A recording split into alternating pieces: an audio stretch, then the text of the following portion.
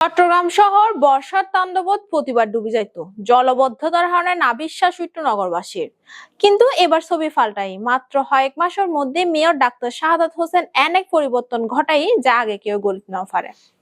24 ঘন্টায় প্রায় 192 মিলিমিটার ভারী বর্ষণ সত্ত্বেও শহরত চকবাজার, বদ্ধরাট, আগ্রাবাদ, বাকুলিয়া যেসব জায়গা রোজ হাঁটু সমান পানি জমি থাকতো, এডে এবার পানি জমা চিহ্ন পর্যন্ত পাওয়া যায়। এর পিছনে আছে ডাক্তার শাহাদাতর গতিশীল দুর্দান্ত নেতৃত্ব। অবৈধ স্থাপনা উচ্ছেদ, নালাহাল পরিষ্কার, আধুনিক পানি নিষ্কাশনের ব্যবস্থা চালু করে তিনি নগরবাসীর জীবনত আনি দিয়ে বাস্তবর ম্যাজিক।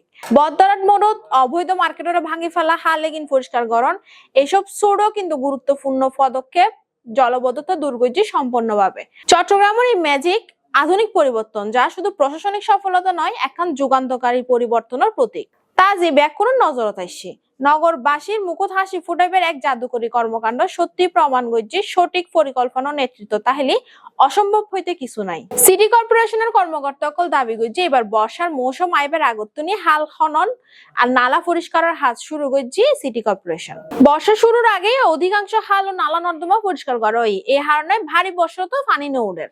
তবে পানি উঠবে সংখ্যা পুরোপুরি ভাবে উড়াই নদেন তিনি। চট্টগ্রাম নগরের ডিসি সড়ক, বাকুলিয়া, চকবাজার, ফুলতলা, বদ্ধরাট, চাঁদগাঁ, মুরাদপুর 2 নম্বর গেট, প্রবর্তক মোড়, হালিশহর, আগ্রাবাদ, ওয়াসামোড় এলাকাত বারবার জলবদ্ধতার সৃষ্টি হইতো। ভারী ও টানা বর্ষণের কারণে এসব এলাকাত হাঁটুত্তন হোমর সমান পানি জমি থাকতো।